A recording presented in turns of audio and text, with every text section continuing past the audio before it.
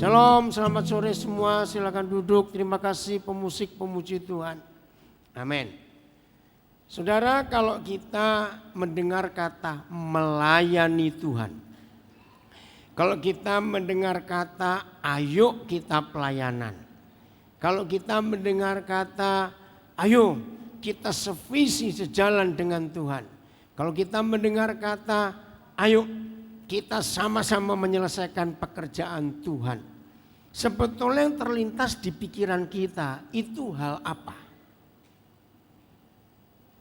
Ayo coba mikir itu, melayani Tuhan, bekerja sama dengan Tuhan, sevisi dengan Tuhan, melakukan pekerjaan Tuhan. Itu muncul apa di pikiran kita? Kerjasama, kurang tepat. Iya betul kerjasama. Ayo mikir apa? Pelayanan, melayani Tuhan, melayani pekerjaan Tuhan. Ada dalam ladang Tuhan, pokoknya sejenis itu. Saudara mikir apa dalam hidup kita? Satu orang lagi, cepat. Apa? Partner, belum tepat juga. Oke, apa? Tanpa pamrih, bukan juga. Oke, saya jawab. Tuhan membutuhkan kita. Loh, kok enggak amin? Loh, iya atau tidak? Loh, iya atau tidak, saudara? Tuhan membutuhkan kita. Ini suatu penghargaan yang luar biasa. Coba saya tanya begini.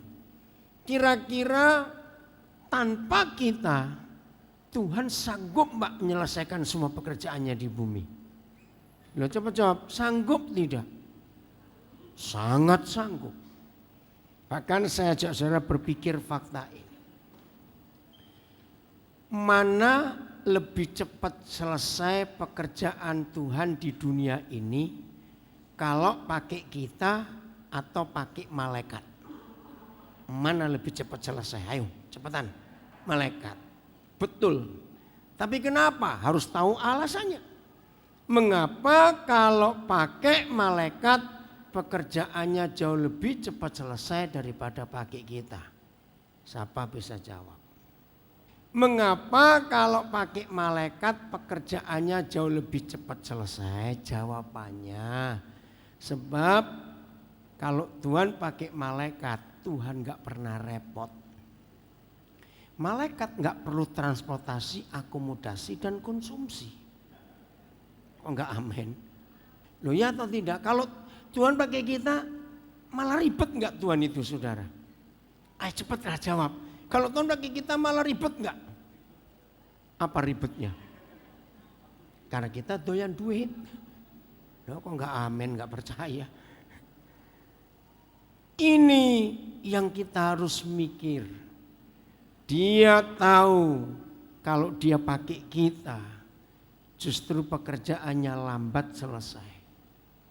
Saya beri contoh. Kalau Tuhan ngundang malaikat, kalau gereja bisa ngundang malaikat untuk khotbah, renungkan. Percaya enggak malaikatnya baru nongol orang bertobat? Lu jawab iya atau tidak? Fakta itu. Maka itu saudara, kalau saudara mendengar kata melayani Tuhan, kerjasama dengan Tuhan, ada di ladang Tuhan, sevisi dengan Tuhan dan sejenisnya, sadari bahwa Tuhan membutuhkan kita. Walaupun dia tahu kalau dia pakai kita masalahnya banyak sekali, tapi toh dia tetap memerlukan kita.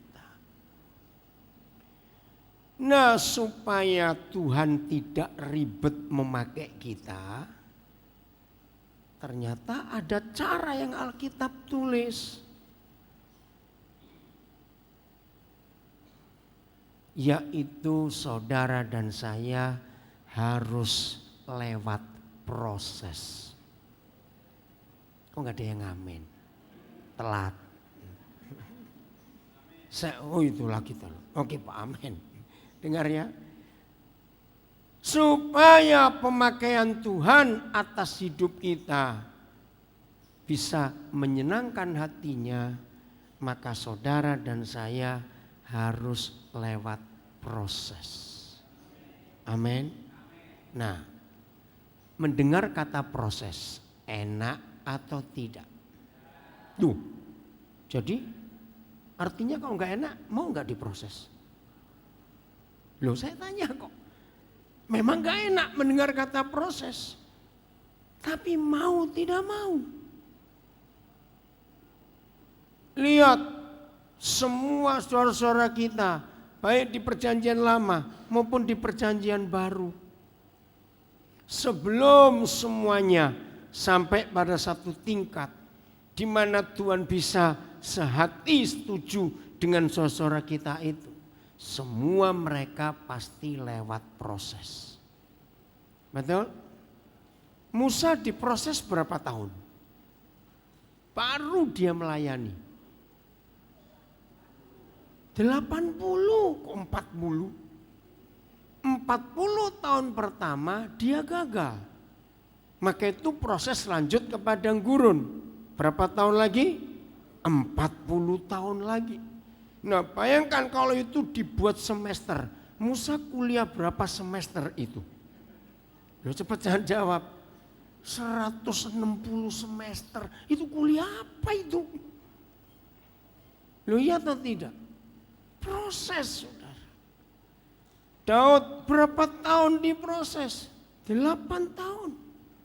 Dari dia dipanggil, diurapi oleh Samuel, sampai dia dilantik jadi raja pertama untuk suku Yehuda saja. Itu 8 tahun. Baca kitab Galatia, Paulus diproses 3,5 tahun untuk sampai jadi berhasil. Tuhan Yesus proses berapa tahun? Ayo, berapa tahun dia diproses untuk masuk dalam pelayanan? 30 tahun. Itu pun hanya untuk menyelesaikan 3,5 tahun. Masing-masing beda, tergantung urusan Tuhan dan tergantung penyerahan kita kepada Tuhan. Saya beri pertanyaan. Yang prosesnya lambat, pasti orang itu suka ngengkel gitu loh. Betul tidak? Tuhan akan lambat memproses kita kalau kita suka ngengkel, suka melawan. Maka ayo kita belajar. Oke, apa lawan katanya proses? Apa? Iya, instan. Apa tadi pas? Cepat, oke. Yang betul, lawan katanya proses itu mujizat. Betul? Tuhan tidak mau murid Yesus, teman sekerjanya, rekan sekerjanya itu selalu minta mujizat. Maka yang hobinya doa puasa untuk minta mujizat, nah itu yang suka ngerusoi surga itu ya begitu itu tadi. Tahu kata ngerusoi surga? Yang bikin surga kalang kabut. Karena minta mujizat, minta mujizat. Kita baca Yohanes 15 ayat 9. Yohanes 15 ayat 9. Baca sama-sama. 1, 2, 3. Ayo. 1, 2, 3. Seperti Bapa telah mengasihi. Loh, saya sudah nunjuk gini kok aku. Yesus gitu loh. Loh, betul tidak? Ulang ya. Seperti Bapa telah mengasihi Yesus, pelan-pelan. Tunggu, kecepatan ngajak pulang aja ini. Saya ini kalau ngajar harus per kata per kalimat supaya kebongkar isinya.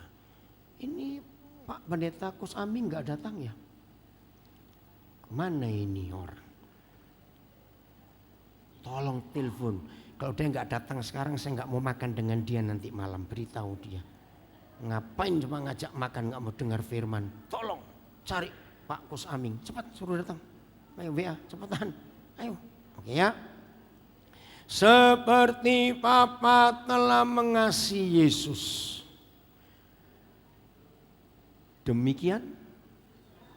demikianlah juga Yesus telah mengasihi saya.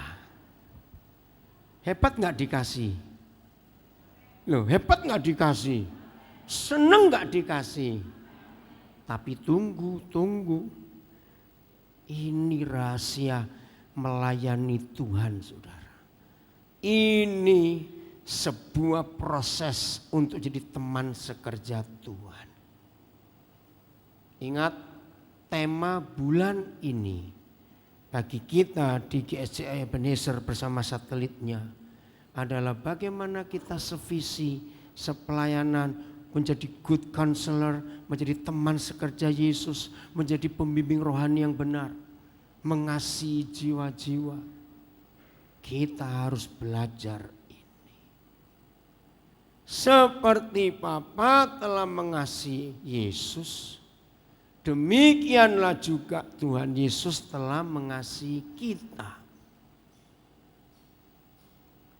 Ternyata kasih ini beda dengan kasih yang kita gambarkan selama ini.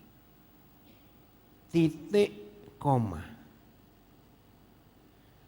Tinggallah di dalam kasihku. Loh, itu. Tinggallah di dalam kasihku. Loh, teruskan ini susah bener ah. Itu yang saya tunggu, itunya itu penting ah. Maka itu kalau saudara datang dari kemarin sore akan tahu cara saya ngajar. 3 huruf di dalam terjemahan bahasa Indonesia ini jangan dibuang. Justru 3 huruf I, T, dan U itu rahasia yang luar biasa. Untuk saudara dan saya layak disebut teman sekerja Yesus. Begini logika anak-anak. Kalau Yesus minta tinggallah di dalam kasihku yang itu, berarti ada kasih Yesus yang ini. Ngerti enggak? Logika ini ya. Loh ya atau tidak?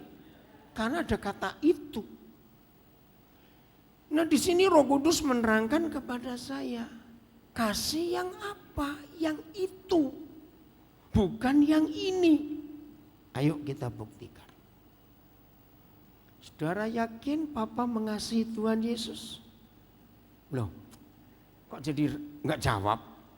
Saudara yakin Papa mengasihi Tuhan Yesus? Sungguh? Enggak ragu-ragu?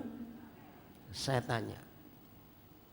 Waktu dia disiksa, hancur badannya, diludahi, ditonjok mukanya, diberi duri di kepalanya, dipaku kaki tangannya, ditombak lambungnya. Tolong jawab, apakah itu termasuk bentuk kasih Bapa kepada Tuhan Yesus? Nah, kok nggak jawab? Ayo. Lu iya atau tidak? Lu iya atau tidak? Loh kok jadi diam? Ini serius. Kalau saudara nggak ngerti bagian ini, percuma kita dengar yang lain. Selanjutnya ini nggak akan saudara ngerti. Saya tanya lagi. Percayakah saudara bahwa Bapa telah mengasihi Tuhan Yesus? Betul? Termasuk waktu dia disiksa, hancur tubuhnya, dihina, ditelanjangi. Apakah itu bentuk kasih Bapa kepada Tuhan Yesus? Lu ayo jawab. Iya. Maka saudara dan saya diminta oleh Tuhan Yesus, tinggallah dalam kasihku yang itu. Kalau saya pakai istilah, menurut ayat ini, inilah bentuk kasih yang sadis. Lu sadis nggak kasih ini? Lu jawab cepat saudara. Sadis. Maka itu sebagai pelayan Tuhan, murid Yesus, rekan sekerja Tuhan, kita yang dipercaya untuk ada di ladangnya. Mulai hari ini milikilah konsep ini. Bahwa yang menjadi pelayan, menjadi teman sekerja, yang menjadi rekan sekerja, yang diajak untuk menyelesaikan pekerjaannya di bumi. Bukan mujizat yang kita tunggu, tapi proses.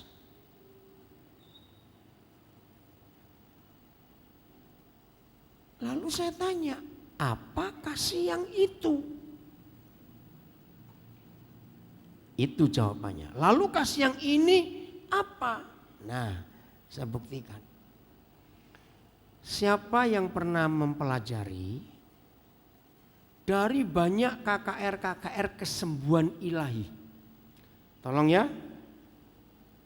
Dari sekian banyak KKR kesembuhan ilahi, baik yang dilayani oleh hamba-hamba Tuhan lokal dari Indonesia atau yang dilayani oleh hamba-hamba Tuhan dari luar negeri, yang lebih banyak disembuhkan yang sudah percaya Tuhan atau belum?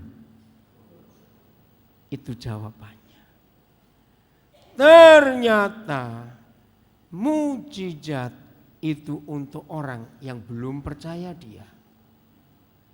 Untuk yang sudah jadi murid harus lewat proses.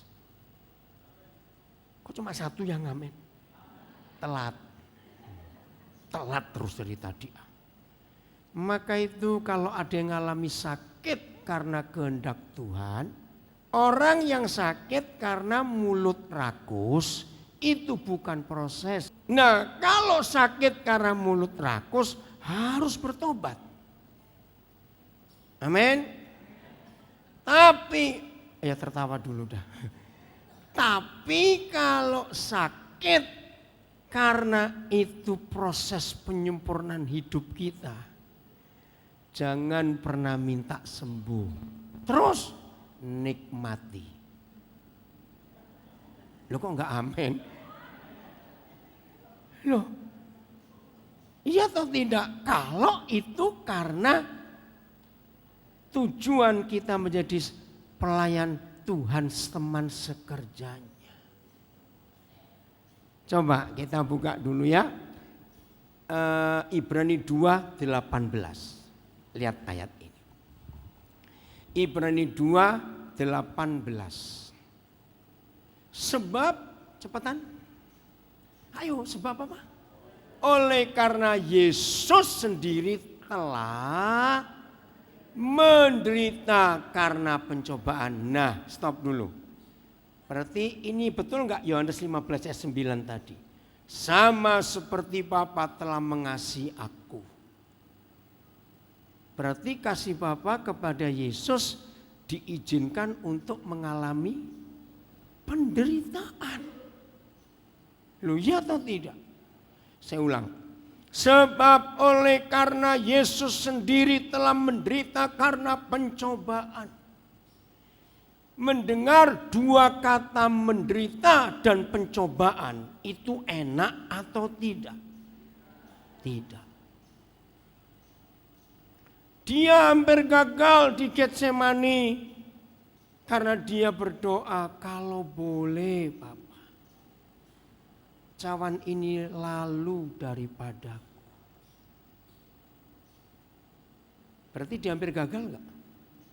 Lu jawab dong. Yesus hampir gagal enggak malam itu? Berat yang dihadapi besok. Maka itu dia berdoa, kalau boleh. Berapa kali dia berdoa dengan kata yang sama? 3 kali. Tapi akhirnya bukan kehendakku yang jadi, biarlah kehendakmu yang jadi. Saudara, ini sungguh luar biasa. Apa yang terjadi setelah Tuhan Yesus sendiri menderita karena pencobaan, ayo baca sama-sama. 1, 2, 3. Maka Yesus dapat menolong mereka yang dicobai. Ngerti enggak? Jadi supaya saudara dan saya juga bisa menolong banyak orang yang kena banyak pencobaan, yang kena banyak masalah, maka kita pun harus harus mengalami pencobaan dulu. Ini yang disebut rekan sekerja Tuhan. Amin. Steve Ponto ini buta bukan sejak lahir, tapi buta setelah dia dewasa karena ditabrak orang. Bayangkan ditabrak orang sampai buta. Kesaksiannya luar biasa. Nah, coba ya merenung sebentar. Apa sih bedanya buta sejak lahir dan buta setelah dewasa? Beda atau tidak? Beda. Maaf. Kalau suruh milih, milih yang mana? Kalau suruh milih. Buta sejak lahir. Sekalian gak tahu apa-apa. Steve ini lulusan Amerika. Kerjaannya luar biasa, orang sukses. Dalam sekian detik habis masa depannya, langsung buta total. Dan Tuhan izinkan, kalau saudara nanti dekatin dia, ini dari telinga kiri sampai ke telinga kanan itu ada jahitan. Dahi depan ini pakai titanium karena hancur. Maka itu rongga matanya juga hancur dan dia buta.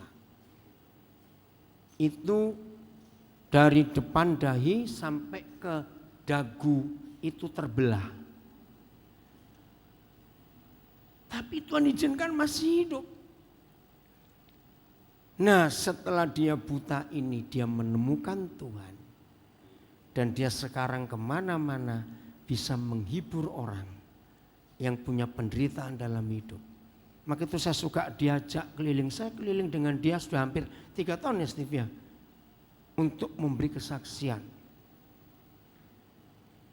Coba kita yang melek bisa nerangkan enggak kalau ada orang buta? Ngerti enggak maksud saya ini? Bisa tidak? Enggak bisa.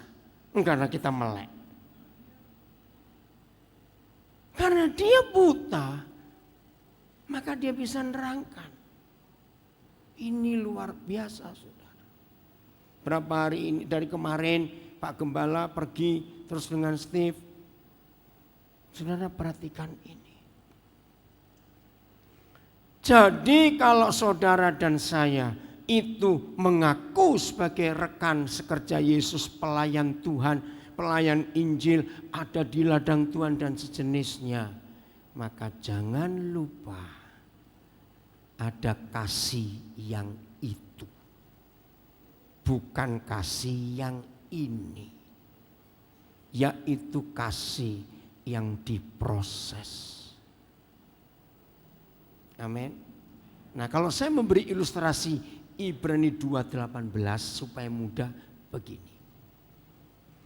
Kalau saudara kenal seorang dokter kardiolog, tahu kata kardiolog? Ahli jantung. Bukan karena dia hebat, pasiennya banyak sembuh kalau ditangani dia, bukan. Izinkan saya mengatakan kalimat ini.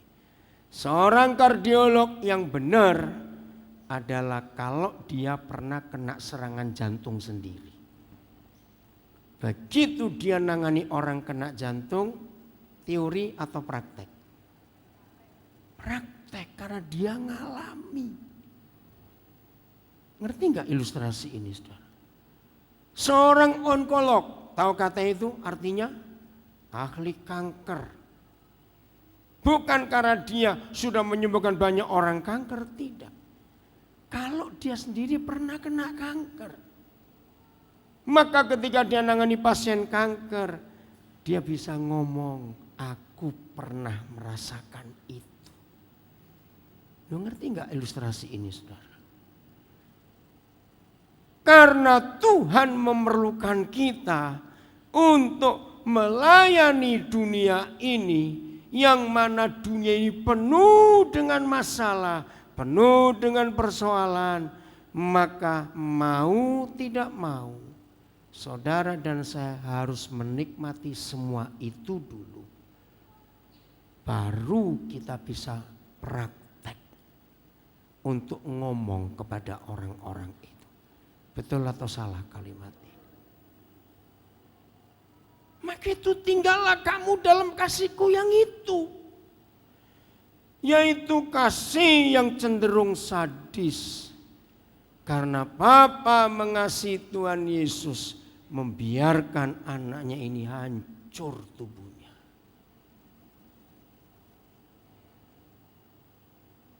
Jadi selama ini kalau saudara sering mendengar kasih Tuhan, kasih Bapa, ubah konsep kita. Kita menerima kasih-Nya, kita dikasihi sama seperti Yesus telah mengasihi kita. Artinya kita harus tinggal di dalam kasih yang sadis itu tadi. Renungkan ini.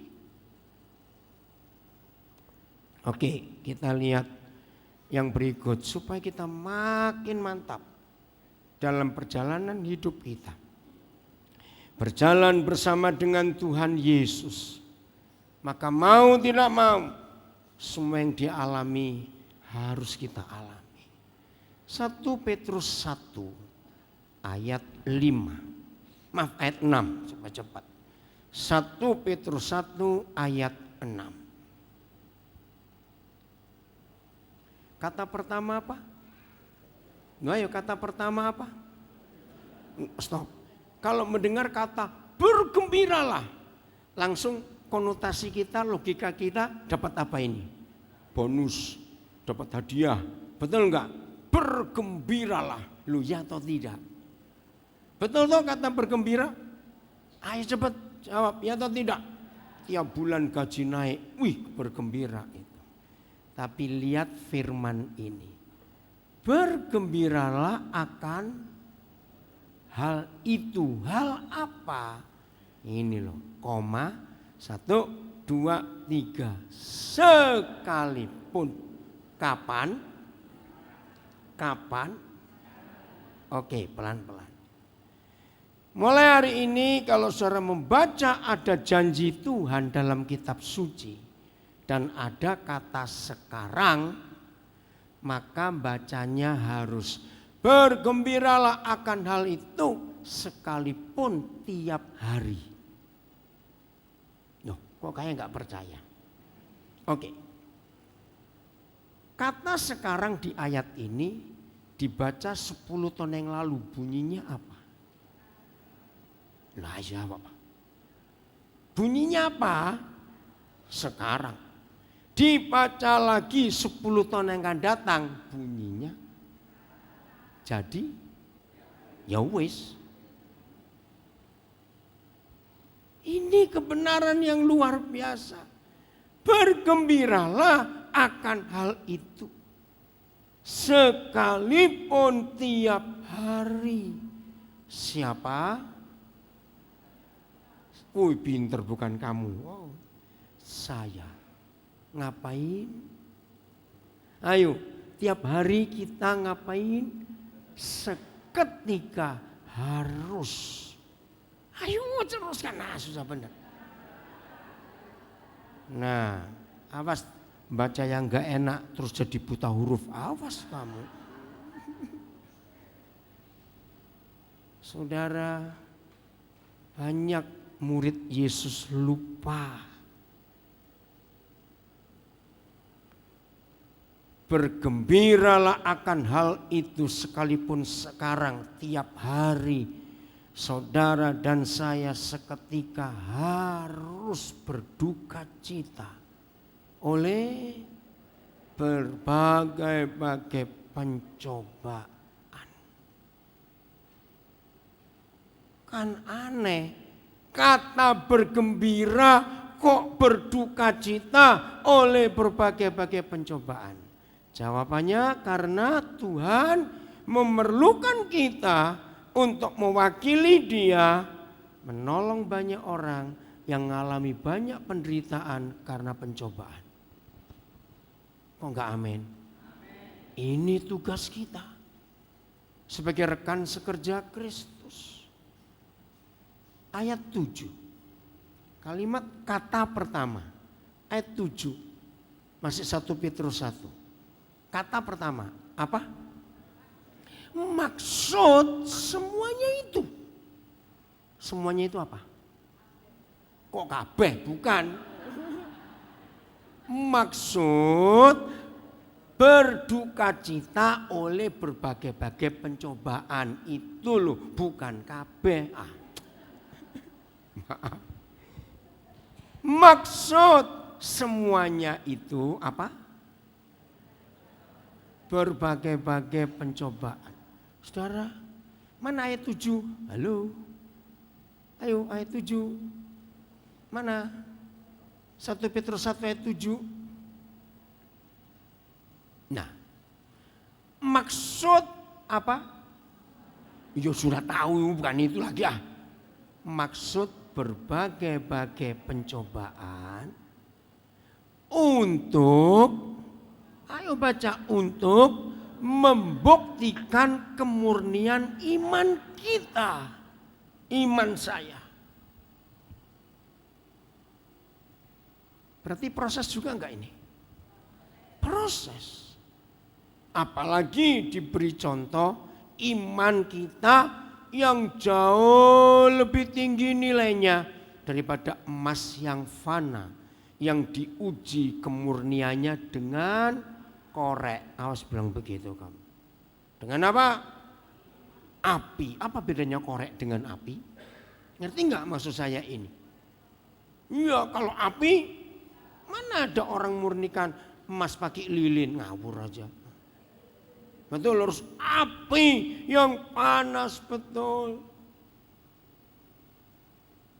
Ini yang Tuhan cari di antara kita. Dimurnikan dengan api sehingga kita memperoleh apa? Puji-pujian, memperoleh kemuliaan dan memperoleh kehormatan pada hari Yesus Kristus menyatakan dirinya. Nah, ini rekan sekerjanya yang lewat proses itu.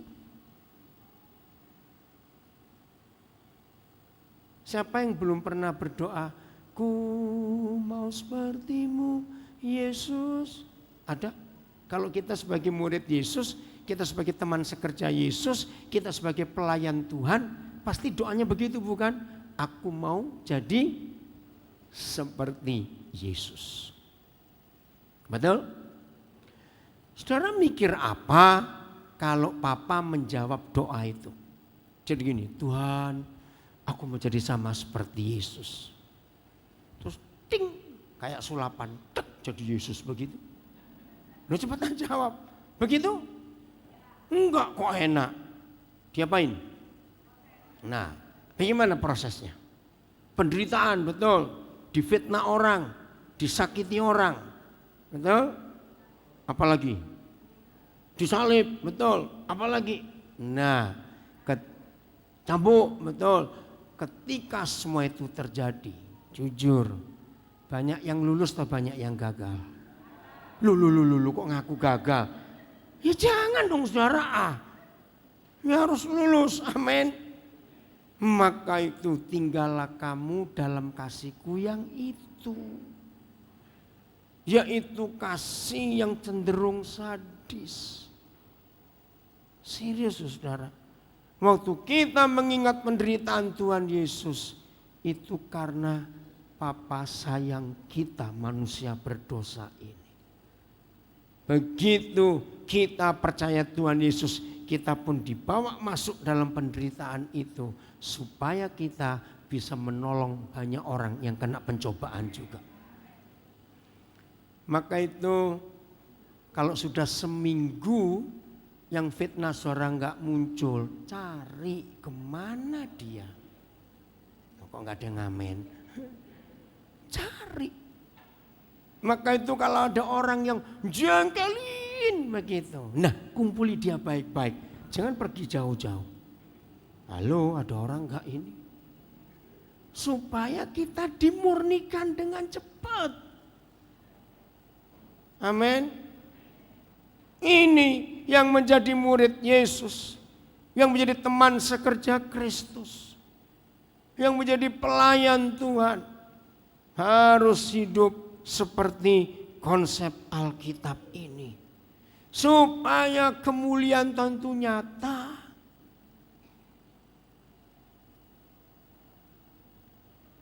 Lagi sekali saya tanya, mau ngalami ini? Duh, saya tanya, mau ngalami ini? Ya harus. Oke. Mazmur 26 ayat 2. Mazmur 26 ayat 2. Coba kita lihat. Tadi saudara nyanyi pujian ini. Ngapain? Ujilah aku. Tes aku ya Yahweh. Cobalah aku. Selidikilah batinku dan hatiku. Ternyata sampai hari ini masih sedikit murid Tuhan Yesus yang berani berdoa seperti firman ini. Iya atau tidak? Ada yang sok rohani berkata begini, kamu jangan coba nantang Tuhan, ujilah aku, cobalah aku. Ini bukan nantang. Justru ini murid Yesus yang benar ingin segera masuk proses. Ujilah aku ya Yahweh, tes aku, cobalah aku. Selidiki batinku dan hatiku. Sebagai teman sekerja Yesus, tidak ada seorang pun di antara kita yang tidak berani berdoa dengan ujilah aku. Ini proses. Melewati apa saja dalam hidup ini. Oke, merenung pelan-pelan saudara. Karena firman ini luar biasa. Maka itu suatu hari Paulus itu berdoa yang bukan minta berkat, bukan doa minta sukses, bukan doa minta diurapi supaya dipakai Tuhan dengan dahsyat. Tidak. Kita lihat Efesus 3 ayat 18. Kenapa dia doa seperti ini? Baca, aku pelan-pelan. Biasanya kalau kita berdoa isinya apa? Oke, saya beritahu. Rata-rata murid Yesus doanya itu isinya cuma 3. Minta, lapor, nyuruh, nyuruh, lapor, minta. Jawab iya atau tidak? Tuhan tolong, Tuhan tolong, Tuhan berkati Tuhan. Tuhan begini loh, Tuhan begitu loh, lapor. Hari ini kita harus berubah doa kita. Jangan cuma isinya lapor minta, nyuruh lapor minta. Ayo jujur, Tuhan perlu dilapori sesuatu enggak? Lu jawab dong, Tuhan perlu dilapori sesuatu enggak? Enggak, dia tahu semuanya kok dilapori. Mengapa kita banyak memberi laporan ke Tuhan begini begitu? Dia tahu. Saya minta saudara jawab pertanyaan ini. Kalau hidup kita lurus, hidup kita benar di hadapan Tuhan, hidup kita taat di hadapan Tuhan. Maaf, yang lagi pegang HP saya enggak ingin saudara enggak baca Alkitab. Awas, stop. Itu ada berapa orang saya perhatikan. Yang di atas, tolong yang pegang HP di atas, tolong stop. Perhatikan firman ini ya. Semuanya. Saya enggak mau konsentrasi saudara bubar. Maaf. Mulai hari ini kita harus merubah konsep hidup kita, saudara.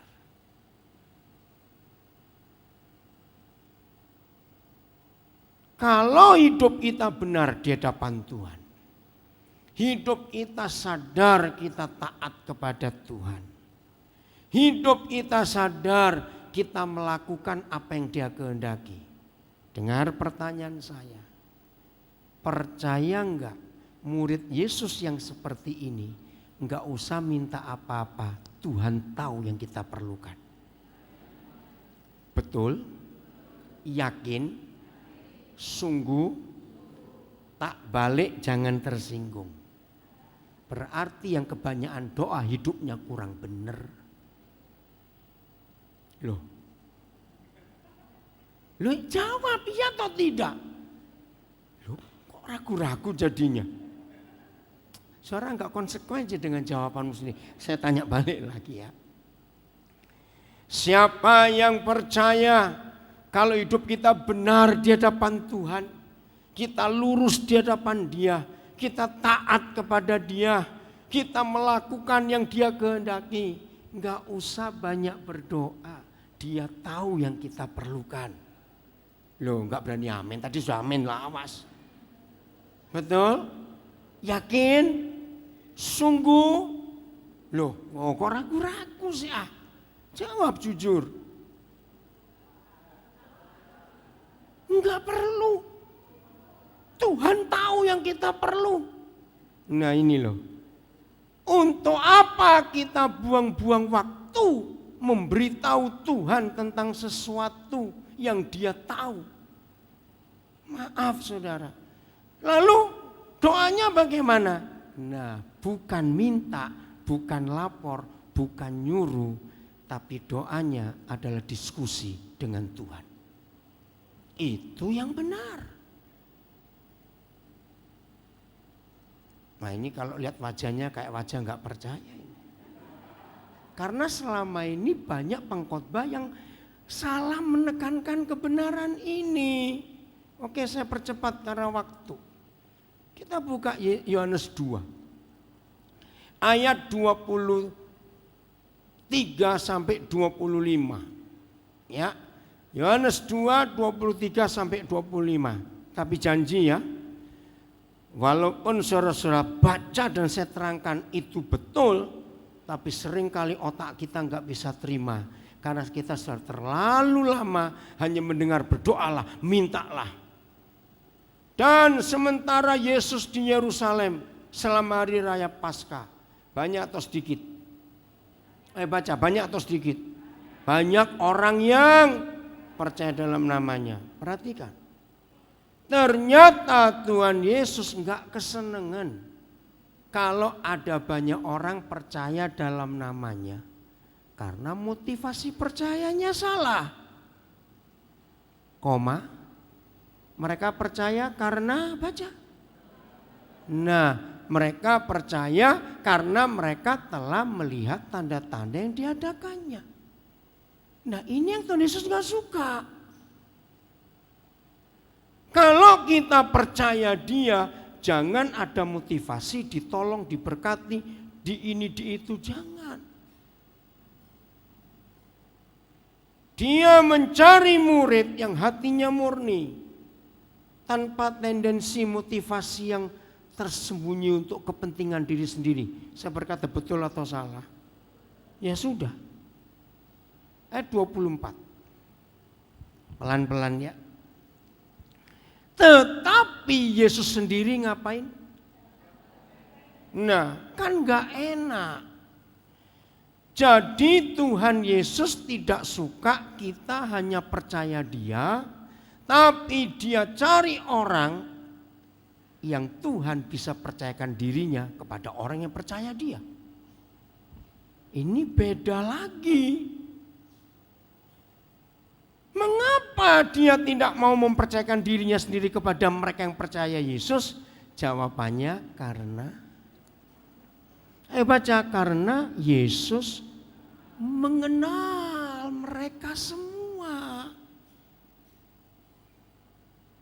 Apa arti kata mengenal di sini? Ayo mikir, apa arti kata mengenal mereka semua di sini?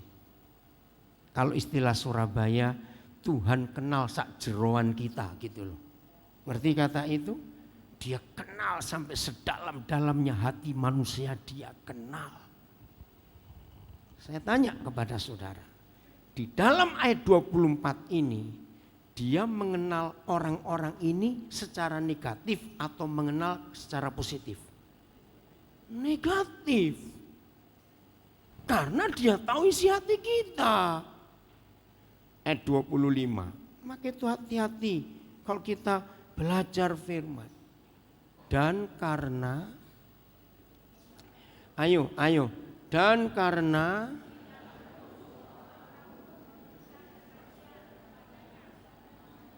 stop.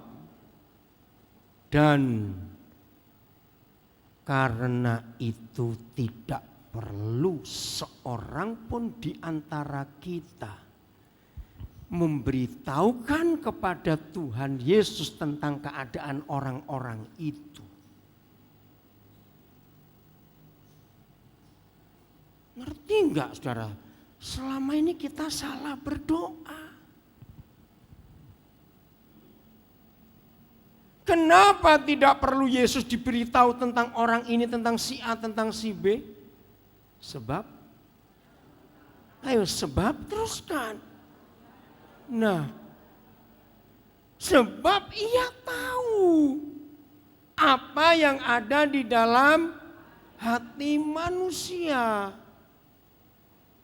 Maka itu kalau gereja suka mendoakan orang yang isinya memberitahu Tuhan tentang orang itu buang waktu. Tuhan tahu kok dikasih tahu. Lo ngerti tidak? Lalu bagaimana cara doa kita yang benar? Diskusi. Contoh. Mari saudara kita doakan keluarga A mau cerai. Biasanya doa gini, Tuhan tolong Tuhan, keluarga A mau cerai. Dalam nama Yesus, roh percanaku tengking. Tuhan Yesus pusing. Loh dari dulu aku gak mau mereka cerai, mau cerai mereka sendiri. Loh iya atau tidak? Terus gimana dengar kabar seperti itu doa kita? Datangi keluarga A, minta hikmat dari Roh Kudus, ajak dua orang ini duduk dan kita bacakan ayat-ayat Alkitab tentang suami istri. Mana yang mereka langgar, itu yang kita tolong untuk mereka benerin. Ngerti enggak? Jadi bukan mendoakan orang itu sambil lapor ke Tuhan. Keluarga itu mau cerai. Pusing Tuhan. Lah ini baru teman sekerja Tuhan. Tanya. Papa harus buat apa untuk keluarga yang mau cerai itu? Beritahukan saya akan datang. Begitu Roh Kudus memberitahu, kita datang. Maaf saudara A, ayo kita duduk. Nah, terangkan firman. Sama seperti kalau ada orang punya masalah, apa saja masalahnya. Masalah utang contohnya. Tuhan tolong berkati Tuhan supaya utangnya lunas. Itu doa yang salah. Kalau punya utang nggak bisa didoakan lunas. Kok enak sekali. Yang pakai duitnya kita kok Tuhan suruh bayar, ngawur aja. Kalau ada orang yang punya utang, kita duduk bersama orang itu, ajari manajemen keuangan Alkitab. Salahmu di mana? Contoh, tunjukkan ayat Filipi 4:19. Yang Tuhan penuhi itu yang kita perlukan, bukan yang kita inginkan. 90% orang punya utang karena memenuhi keinginannya, bukan keperluannya. Jadi rekan sekerja Kristus, tugas pelayanannya bukan menyuruh Tuhan lagi dengan doa untuk dia yang kerja. Awas kamu. Kita yang berangkat. Tadi siang waktu kami makan siang Pak Gembala cerita. Saudara punya proyek besar di Kalimantan Tengah. Ternyata sekarang sudah ada 300 jemaat baru, luar biasa. Jadi itu enggak berdoa, pergi. Berangkat, bawa sesuatu yang diperlukan. Ngerti enggak cara ini, saudara? Maka itu stop mulai hari ini hanya memberitahu Tuhan, stop. Matius 6, ayo cepat. Matius 6 ayat 31, 32. Sebab itu janganlah kita apa? Khawatir dan berkata terus, apakah yang akan kami makan, apakah yang akan kami minum, atau apakah yang akan kami pakai. Makan, minum, pakai. Kita boleh khawatir enggak? Loh, saya tanya, boleh khawatir enggak tentang 3 hal ini? Enggak boleh. Ayat 32. Apa kata pertama? Nah, sekarang ganti. Makan, minum, pakai itu yang cari siapa? Ayo baca dong. Semua itu yaitu makan, minum, pakai yang cari adalah bangsa-bangsa yang tidak mengenal Bapa. Stop.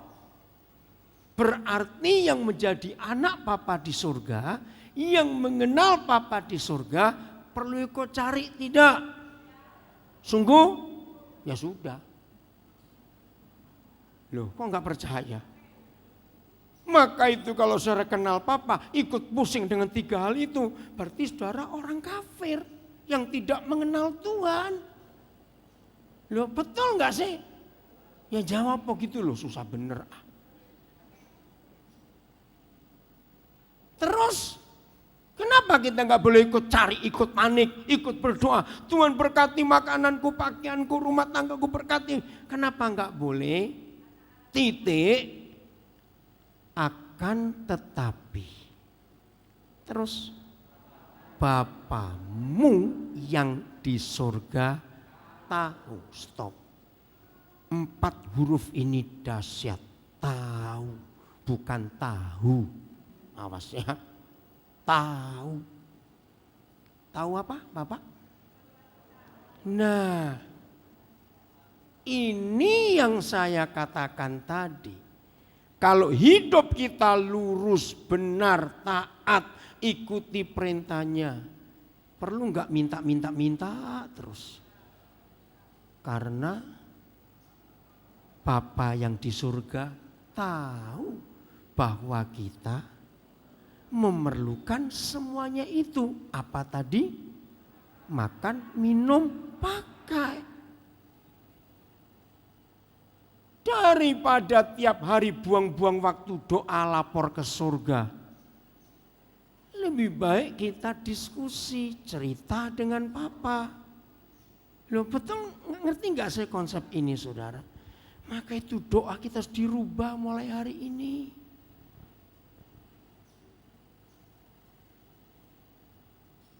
Oke, saya beri contoh sebelum saya kembali ke Efesus 3 tadi. Kejadian 18 ayat 16. Cepat-cepat karena waktu. Kejadian 18 ayat yang ke-16. Judulnya apa di Alkitab saudara? Cepat baca, judulnya di layar enggak ada.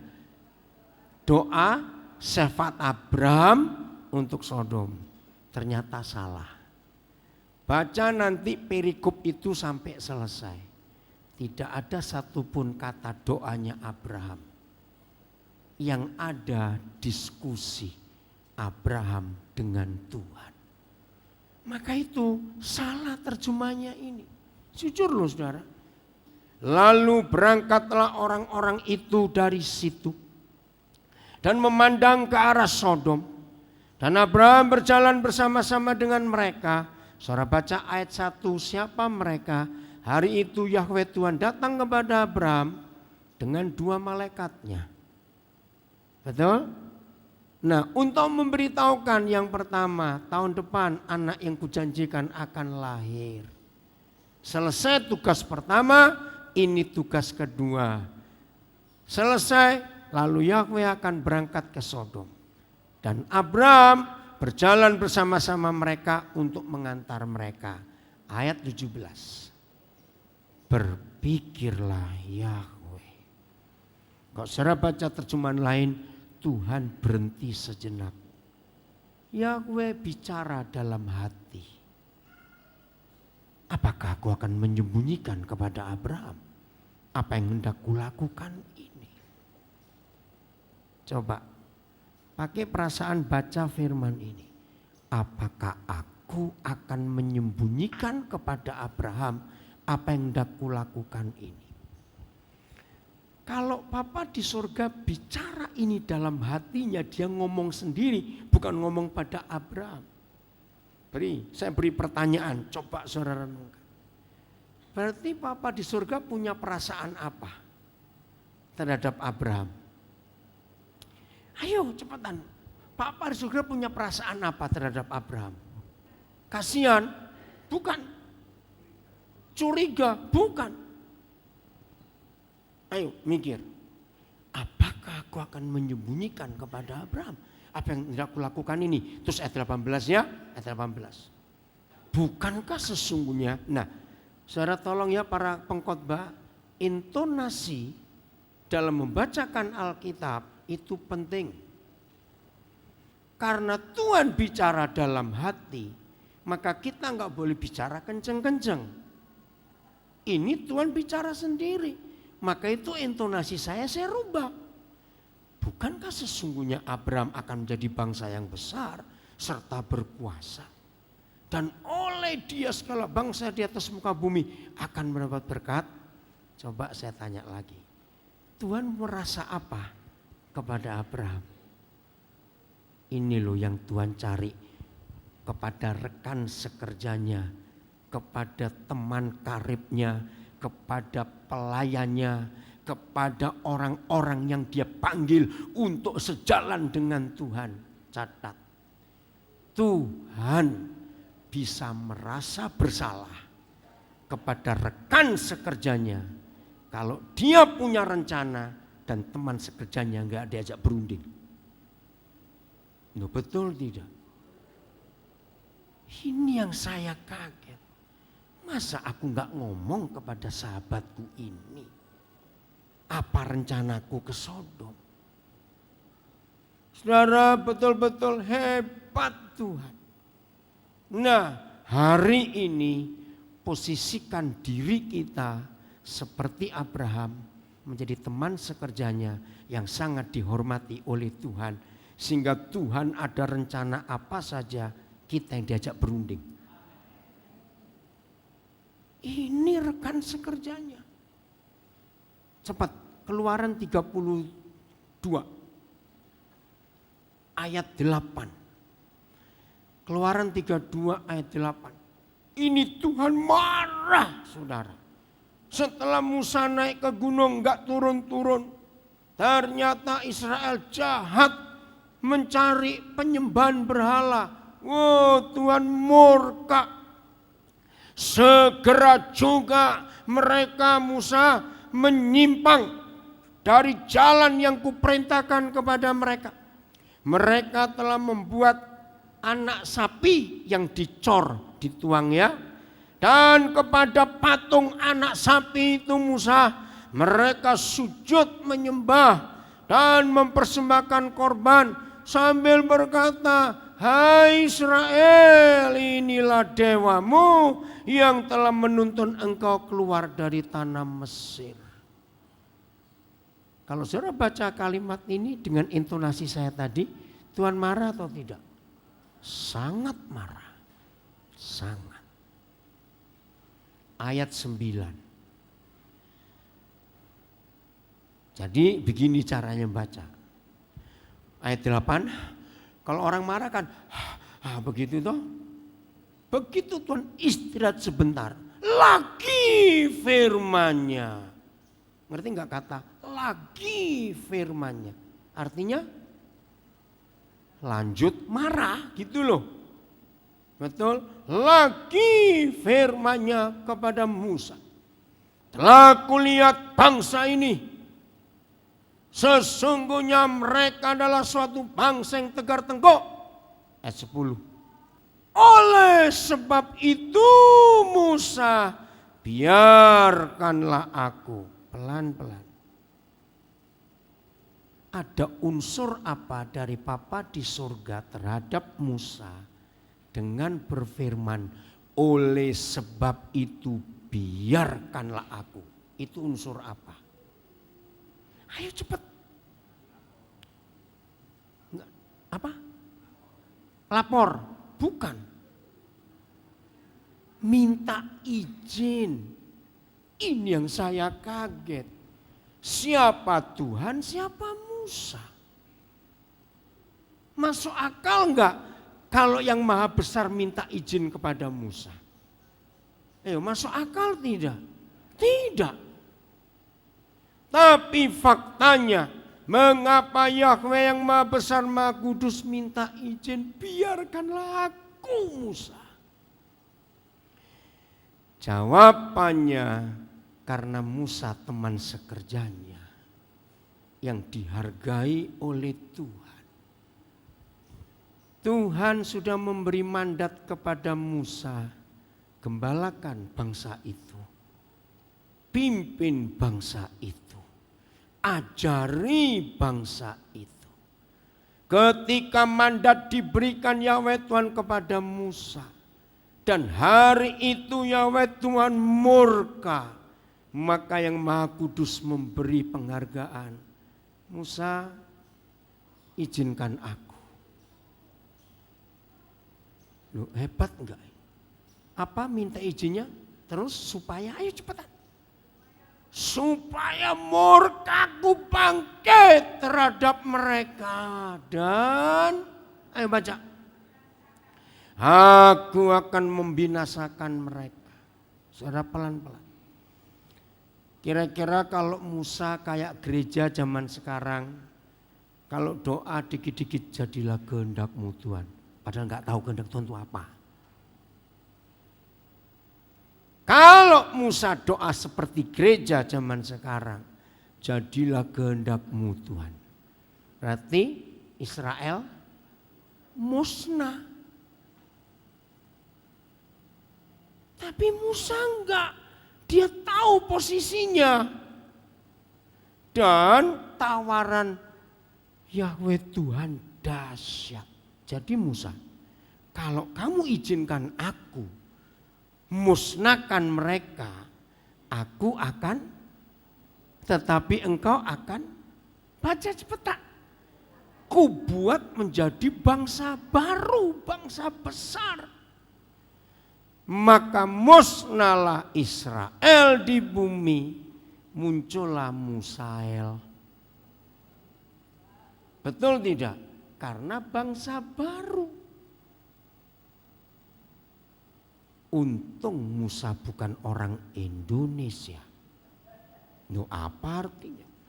Orang Indonesia kan dikit mumpung, ini mumpung. Ayo jujur. Kalau saudara dan saya seperti Musa, gak minta dapat tawaran seperti ini, kira-kira doa kita bagaimana? Jadilah kehendakmu Tuhan. Terima kasih engkau buat bangsa baru lewat keturunanku.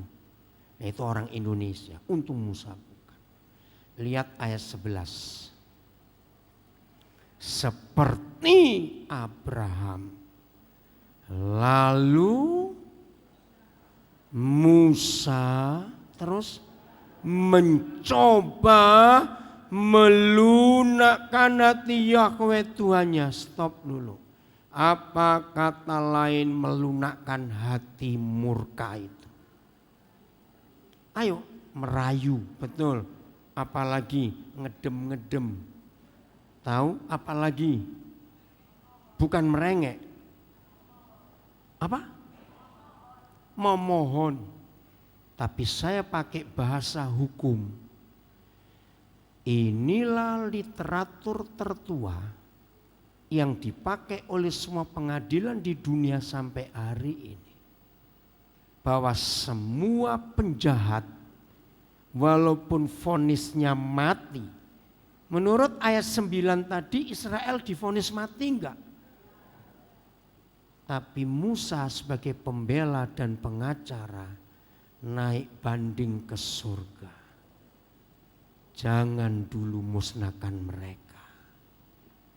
Ini saya menangis melihat ini. Maka itu gereja, kita ini teman sekerja Tuhan yang begitu tinggi cara dia menghargai kita. Kok enggak amin?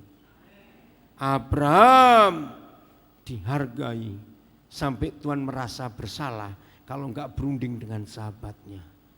Musa dihormati, aku minta izin kepadamu Musa.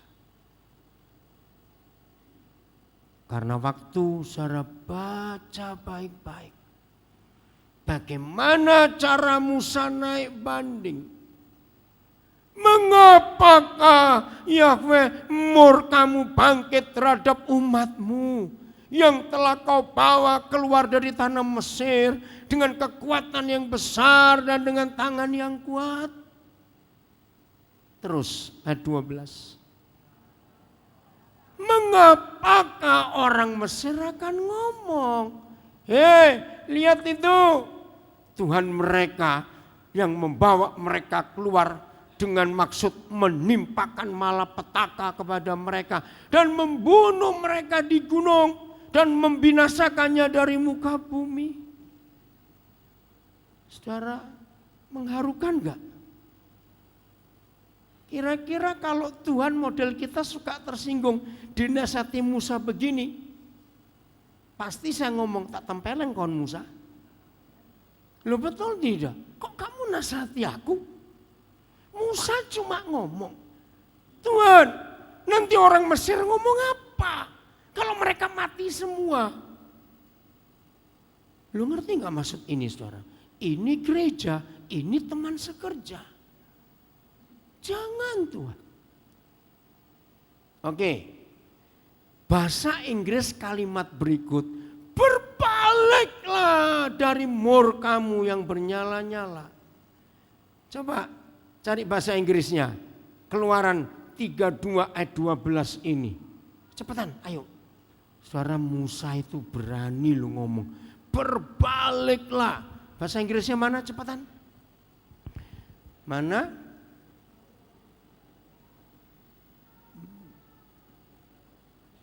Oh ini terjemahan apa ini?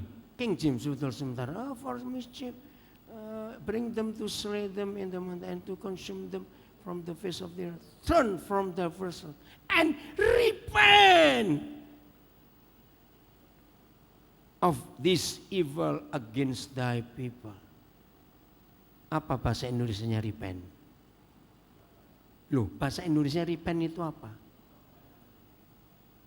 Berani nggak nyuruh Tuhan bertobat? Loh, saudara ngerti nggak ayat ini? Saya nangis pertama belajar ayat ini. Repent, oh God.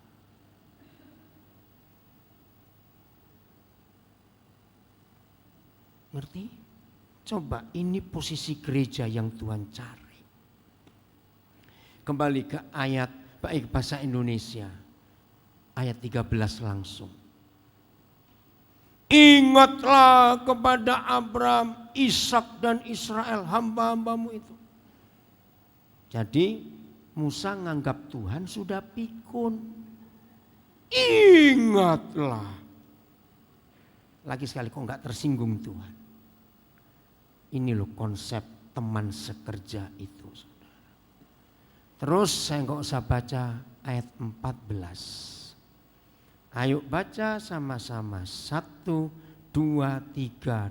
Dan menyesalah Yahweh karena malapetaka yang dirancangkannya atas umatnya. Jadi vonis hukum mati berubah tidak? Berubah. Itu tugas kita kepada dunia ini. Jadi Tuhan memerlukan kita dengan cara yang hebat ini.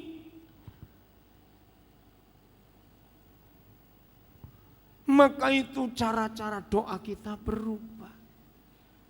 Abraham tidak berdoa, tapi ngomong diskusi. Musa tidak berdoa, tapi mengingatkan Tuhan.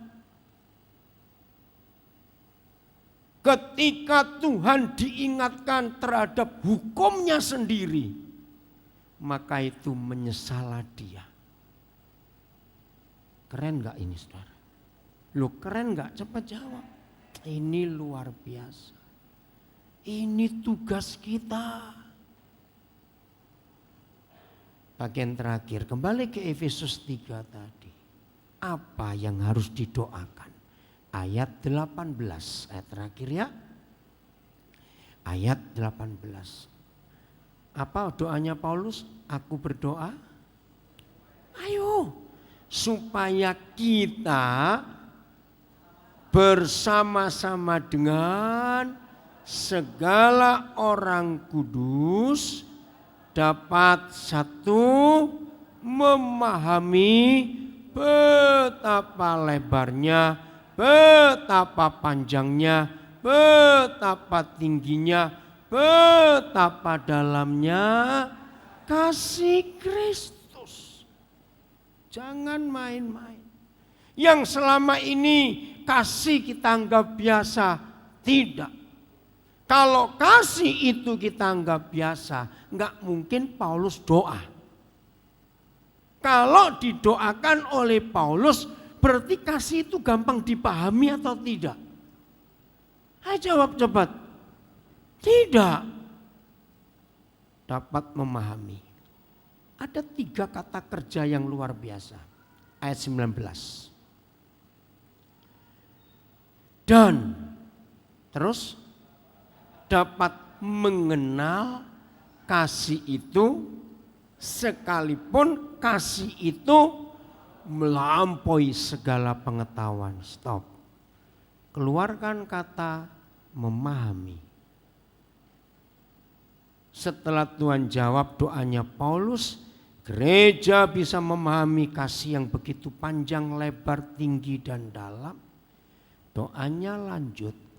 Supaya saudara dan saya dapat mengenal kasih itu sekalipun melampaui segala pengetahuan. Berarti kasih yang itu yang di Yohanes 15 ayat 9 tadi adalah kasih yang melampaui segala pengetahuan. Maka itu perlu didoakan. Saudara lihat. Jadi sudah memahami, enggak cukup. Harus apa? Mengenal. Yang ketiga, supaya kita, ayo baca, supaya kita dipenuhi di dalam seluruh kepenuhan Tuhan.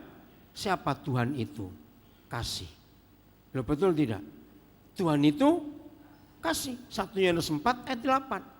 Berarti kalau Paulus berdoa, aku berdoa supaya kamu semua bersama-sama dengan orang kudus dipenuhi oleh kasih itu. Ini luar biasa. Jadi memahami saja enggak cukup, mengenal juga belum cukup, sampai akhirnya kita rekan sekerja Kristus harus dipenuhi oleh kasih itu. Saya akan akhiri. Lama saya mencari rahasia ayat ini. Apa itu arti dipenuhi? Tiba-tiba Roh Kudus memberi saya ilustrasi yang sederhana tapi hebat pengertiannya. Kalau kasih itu air, ya, kalau kasih itu air. Apa bedanya orang tenggelam dan orang berenang? Cepetan, ini bagian terakhir. Apa bedanya orang berenang dan orang tenggelam? Ngerti nggak pertanyaannya? Oke, kalau nggak ngerti saya perjelas. Orang yang berenang dan yang tenggelam, mana yang dipenuhi air?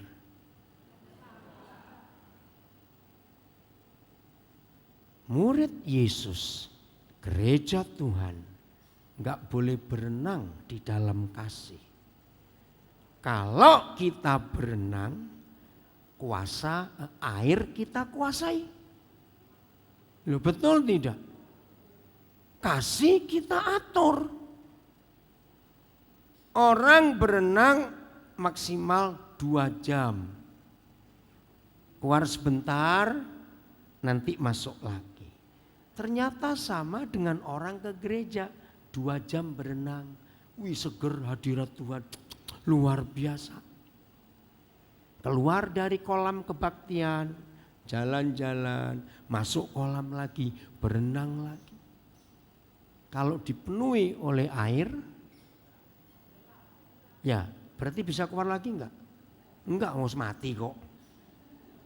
Loh, betul enggak? Kan mati kalau tenggelam. Saudara, saya menangis. Murid Yesus, teman sekerja Yesus yang sudah dipenuhi oleh kasih. Satu, dia enggak akan pelit waktu, uang, tenaga, semuanya untuk kerajaan surga. Enggak akan pelit karena sudah mati. Orang yang menjadi murid Yesus, rekan sekerja Yesus yang sudah tenggelam di dalam kasih karena dipenuhi. Dia enggak punya hak atas hidupnya sendiri, sebab air akan membawa dia kemana air itu mau.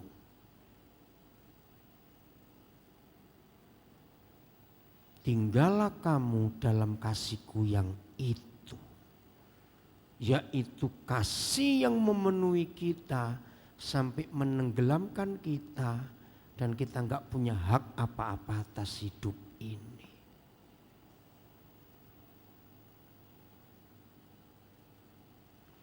Dalam hati mari kita jawab, kira-kira hari-hari ini saudara sedang berenang atau sudah tenggelam di dalam kasih itu. Maka itu enggak cukup hanya memahami, enggak cukup hanya mengenal, tapi harus. Yesus hampir gagal untuk tenggelam. Tapi hari ini di depan kita ada meja Tuhan. Betul enggak? Dia hampir gagal enggak untuk tenggelam? Karena dia berdoa, kalau boleh Bapa, aku enggak mau dihukum seperti ini. Loh, ya atau tidak? Tapi dalam hal ini, dalam hal ini bukan kehendakku yang jadi, kehendakmu jadilah. Maka itu ada meja ini. Karena dia mati. Tinggallah kamu dalam kasih-Ku yang itu. Ini meja Tuhan ini. Nah, yang repot, masih banyak di antara murid Yesus hidup enggak, mati enggak, tapi setengah mati. Itu yang repot. Maaf. Mau berubah mulai hari ini? Mari kita ambil keputusan seperti itu. Mari kita menghampiri Tuhan, saudara.